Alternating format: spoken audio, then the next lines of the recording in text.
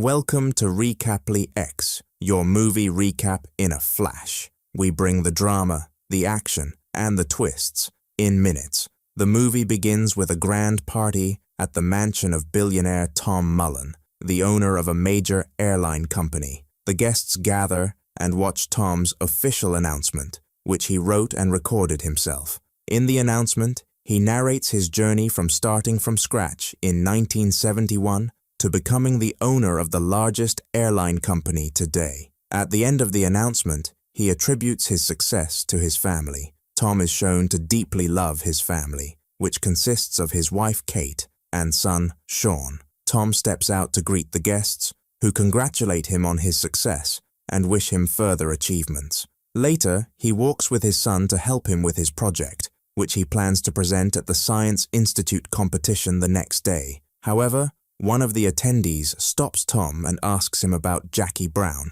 who is in prison on bribery charges, and accuses Tom of framing him and offering the bribe. A reporter from the Daily News emerges, and as soon as Tom realizes he is a journalist, his personal security escort the reporter out of the house. Meanwhile, we see a gang preparing a room somewhere to kidnap a hostage. Their goal is to demand ransom, so they install a voice-changing device on the phone to communicate with the family of the person they plan to kidnap.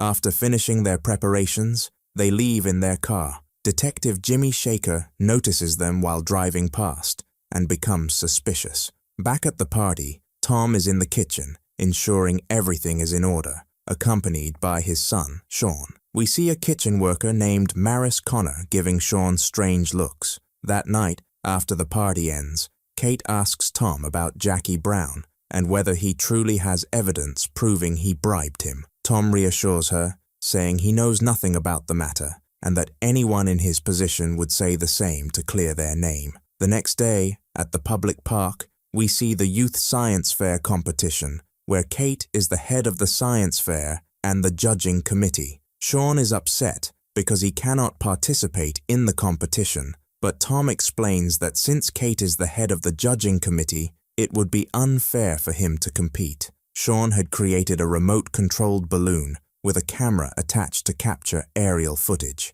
It was the best invention in the competition and deserved recognition. Tom tells Sean not to be upset and to try to enjoy the day. While Tom is distracted talking to someone, the gang members, who had prepared the room earlier, spread out in the park, keeping an eye on Sean. Kate, busy with judging, occasionally glances at Sean to ensure he's safe. Sean follows his balloon to control it, and the gang seizes the opportunity to abduct him. At that moment, Kate looks for Sean but doesn't see him. Noticing her concern, Tom also searches for Sean but cannot find him. Tom follows the balloon, hoping it will lead him to Sean. He ends up outside on the street, where the balloon bursts and falls to the ground. Tom picks up the camera attached to it, unaware that Sean is in the gang's car. The gang flees with Sean. At home, sadness envelops Tom and Kate. Tom suggests that Sean might be upset and will return because they didn't let him participate in the competition.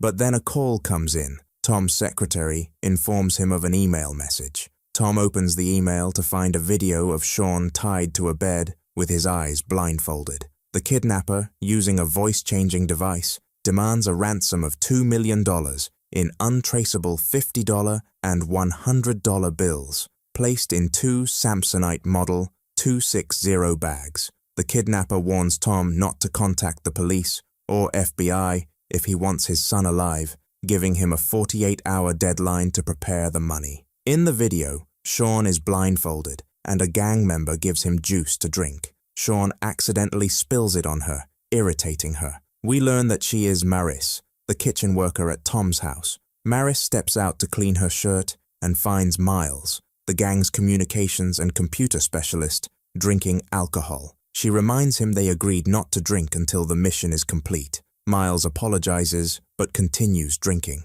Meanwhile, Kate wants to call the police, but Tom stops her, fearing the gang will kill Sean if they involve law enforcement. Kate is devastated.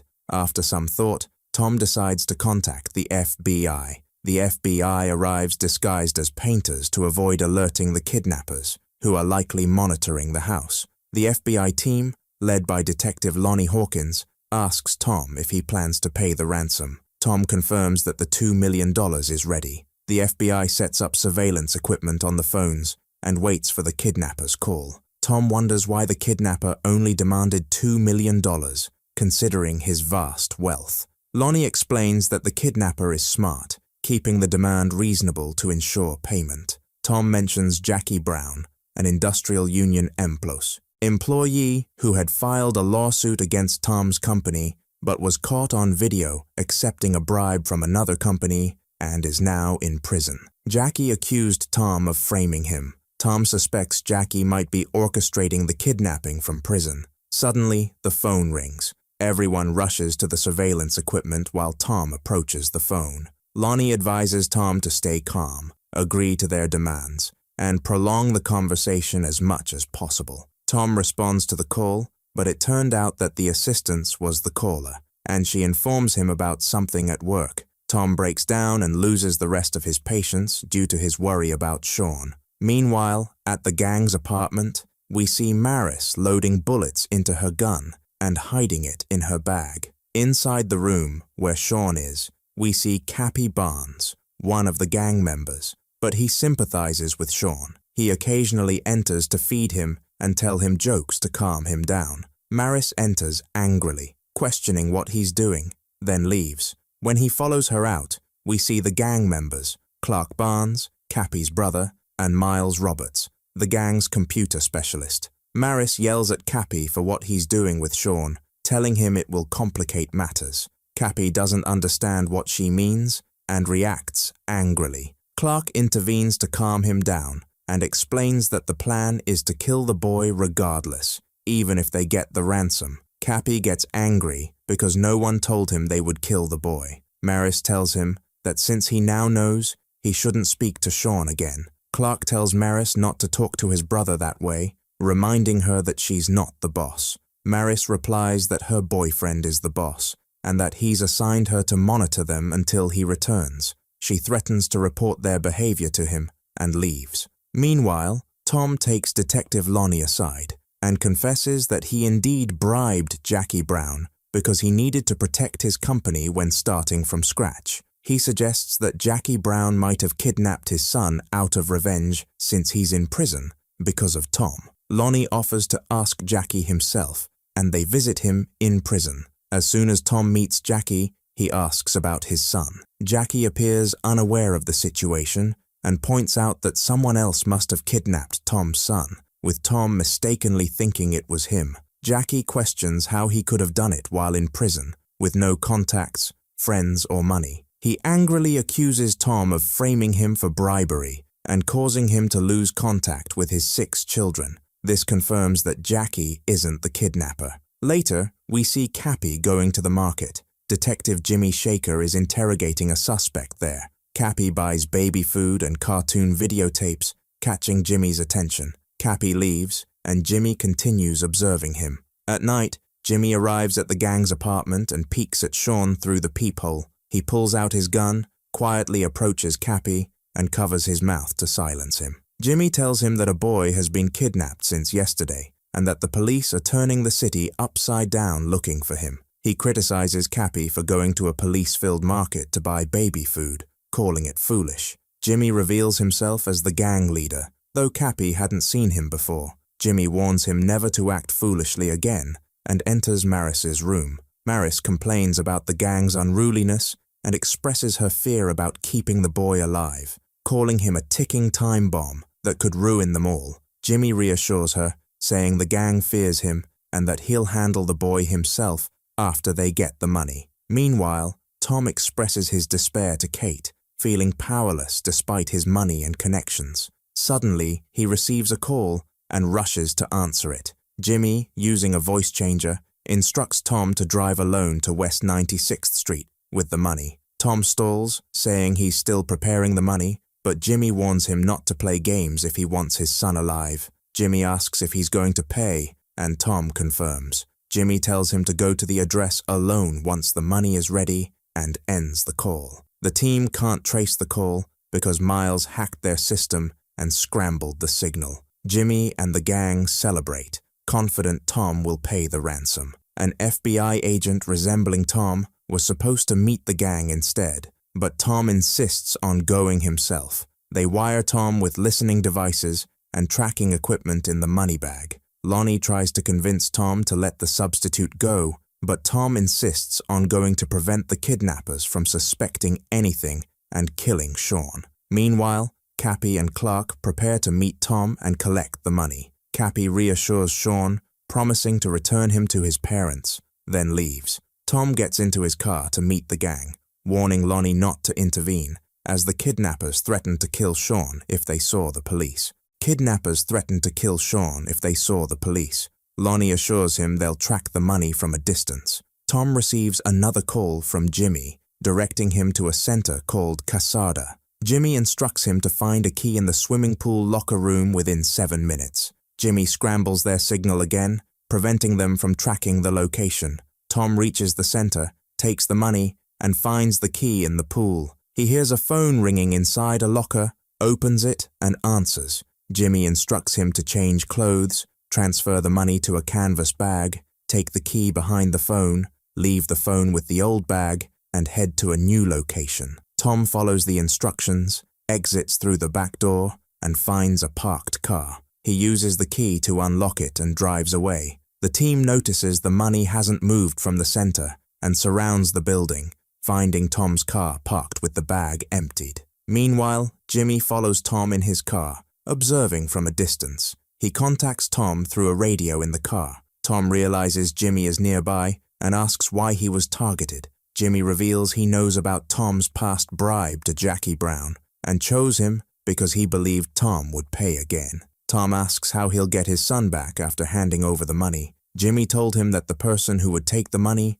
would give him the address where his son was. At that time, Cappy was riding the buggy and getting ready to meet Tom, while Clark was watching from afar. Cappy told him that he wouldn't give the money to Jimmy unless he got the boy back first. Clark objected, but didn't say anything and let things proceed. Tom arrived at the place, which was a construction site in a remote and desolate area. Clark observed from afar. As soon as Tom entered, Cappy came at him on the buggy, threatening him with the gun he had, and told him to stay in the car. He took the money from him. Tom asked him for the address, but it became clear that Cappy didn't know anything about the address. He took the money and fled. Tom chased after him because he wanted to know his son's address. Cappy hit him and tried to escape, but the FBI surrounded the area. Cappy managed to escape and was pursued by an FBI helicopter. Clark was watching everything from afar. Soldiers were about to descend from the helicopters,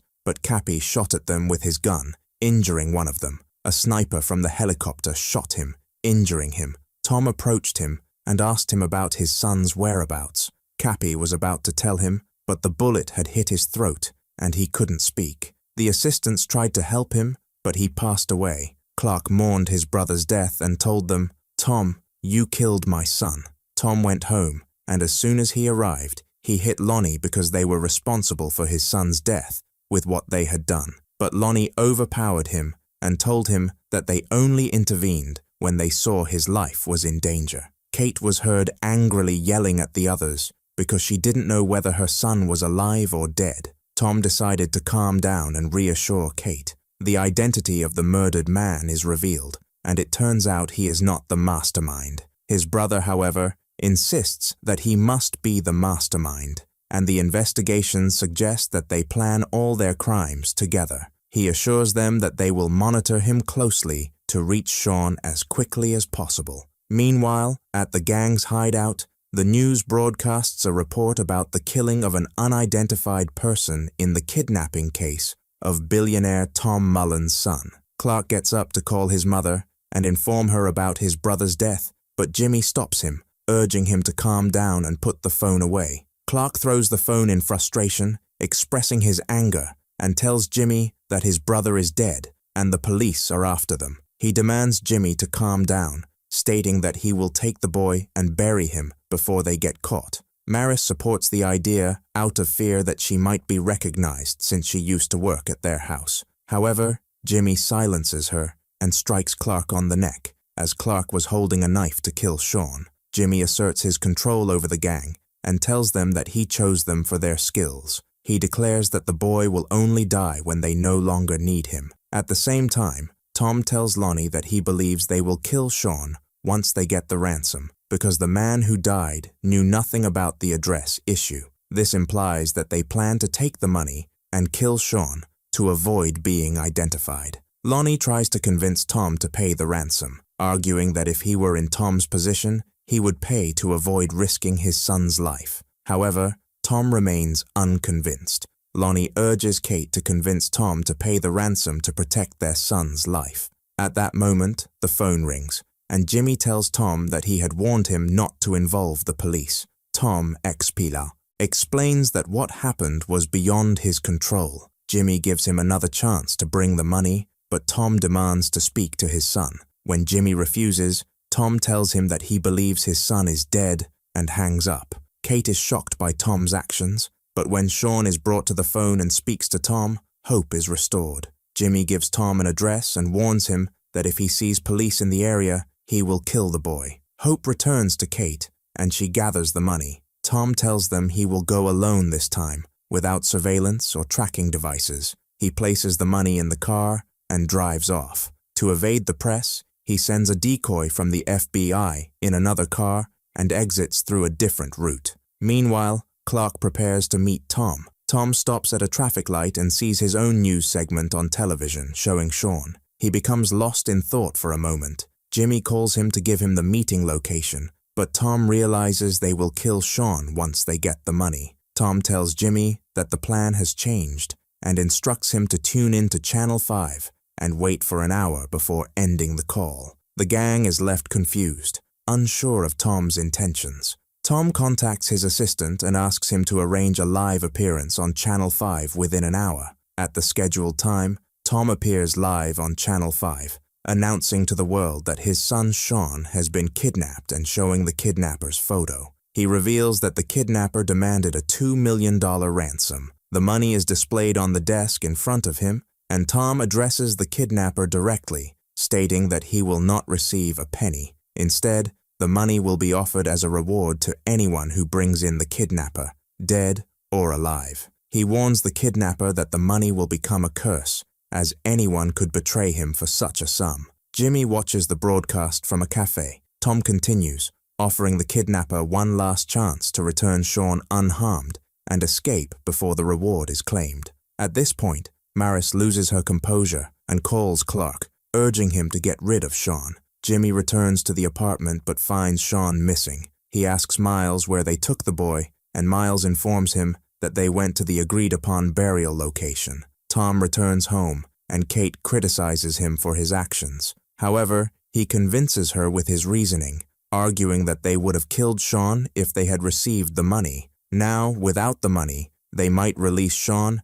and escape without losing anything. Kate reluctantly agrees, as Jimmy arrives at the burial site just in time to stop them from killing Sean. He orders them not to harm the boy until the money arrives. Back at home, Kate is still unconvinced by Tom's logic. He reassures her, saying that he wants Sean back even more than she does, and is willing to sacrifice his life to bring him back. He asks her to trust him, and she does. Lonnie continues to pressure Tom to withdraw the reward and pay the ransom for Sean's sake. Lonnie's persistence makes Tom suspicious, thinking Lonnie might be colluding with Jimmy. Despite this, Tom remains steadfast in his plan. Lonnie then tries to convince Kate to persuade Tom to withdraw the reward, but she trusts Tom's judgment and tells Lonnie that she has always trusted Tom and that they have always overcome challenges together. However, she is desperate to get her son back by any means necessary. Later, a neighbor gives Kate a note with the address of an old church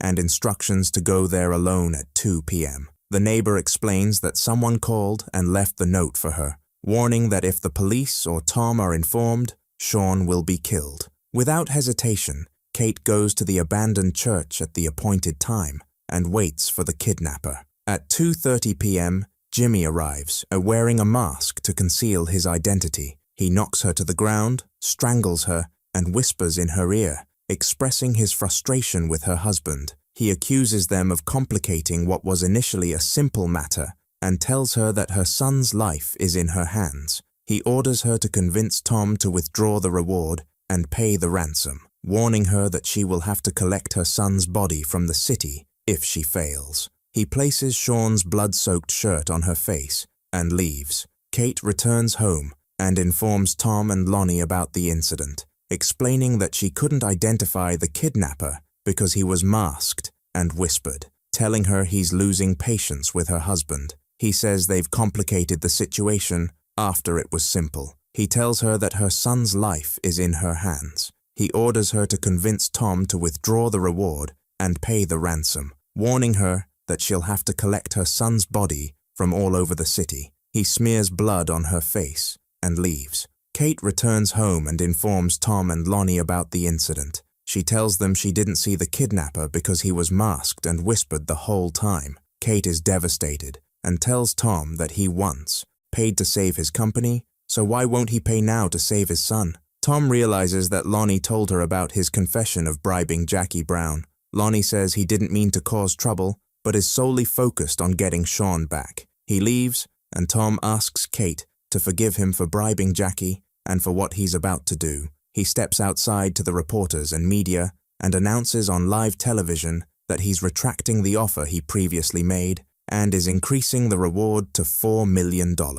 Jimmy panics and rushes to the apartment before they do anything to the boy. Meanwhile, Maris loses hope and decides to flee, but Jimmy catches her and realizes she was planning to leave him. He gets angry, telling her he's doing all of this for her, and in the end, she's leaving him. He forces her back to the apartment. She calls Tom and lets him hear Sean's voice. Jimmy gives Tom one last chance to pay the ransom, threatening that he'll never see his son again. He asks Tom directly if he'll pay or not. Tom refuses, angering Jimmy, who tells him he won't be able to touch his son because if he harms him, Tom will dedicate his life and fortune to finding and destroying him. Jimmy loses his temper and warns that if the money doesn't arrive within an hour, he'll kill the boy. Tom tells him to go to hell, and they exchange threats and insults. Jimmy, enraged, asks Tom if he wants his son, turns on the speaker, and fires a shot.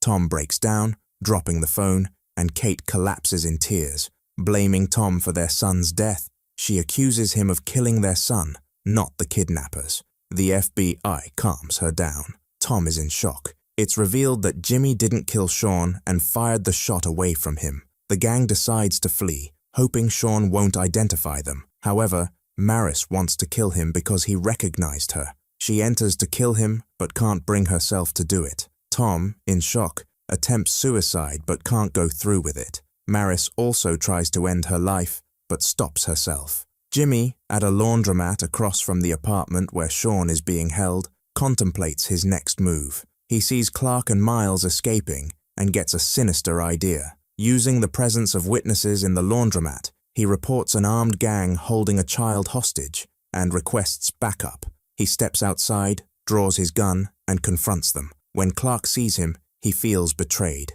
Jimmy shows his badge and orders them out of the car. Clark tries to escape, but Jimmy shoots and kills him. He ensures Clark is dead. Miles attempts to flee, but the door won't open. Jimmy orders him to drop his gun, even though Miles is unarmed, then shoots and kills him. Jimmy plants a gun on Miles to make it look like self-defense. Suddenly, Jimmy is shot in the shoulder by Maris. Surprised, Jimmy shows that he genuinely loved her and wasn't planning to kill her. But when he sees she's about to shoot him again, he fires back, injuring her fatally. The police arrive, and Jimmy stays inside with Sean. Before they storm the room, he identifies himself as a police officer. The news reaches Kate and Tom, who rush to the scene. They enter the room where Sean is, and are relieved to find him safe. The family reunites. Paramedics take Jimmy to the hospital. Tom thanks him for saving his son's life. Tom notices Maris and asks Lonnie if he knows her. Lonnie tells Tom she used to work in the kitchen for him. Tom takes Sean home. At the hospital, the police take Jimmy's statement. He tells them he suspected the gang and tried to stop them, but they attempted to run him over with their car, forcing him to engage in a shootout. When Jimmy is discharged from the hospital, he hears on the news that investigators suspect Maris wasn't the mastermind behind the crime, and that the real mastermind is still free. They plan to investigate Maris and her connections. Jimmy decides to visit Tom to claim the reward money and flee before his true identity is discovered. When he arrives at Tom's, Tom is surprised to see him out of the hospital early. Jimmy tells him he came early to quietly collect the reward, away from the media frenzy. Tom takes him to the office to write the check. While writing, Tom asks Jimmy why he didn't pay the ransom. Tom explains he was dealing with scum who couldn't be trusted and would have paid 10 times the amount if he believed they'd return his son. At that moment, Sean enters and hears Jimmy's voice. Recognizing him, Sean becomes terrified and wets himself. Tom notices and realizes Jimmy was part of the gang. Tom finishes writing the check. Jimmy notices Tom's change in demeanor, takes the check, and prepares to leave. But he throws the check on the ground, pulls out his gun, and accuses Tom of trying to set him up. He threatens to kill Tom's wife and son, but Tom tells him he will pay the money now. Jimmy threatens him with the gun and tells him to call the bank immediately and transfer the money to Jimmy's account. However, Tom refuses and suggests they go to the bank together to transfer the money, and he also offers to help Jimmy escape in his private plane to ensure Jimmy stays away from Kate and Sean. Jimmy is skeptical of the idea,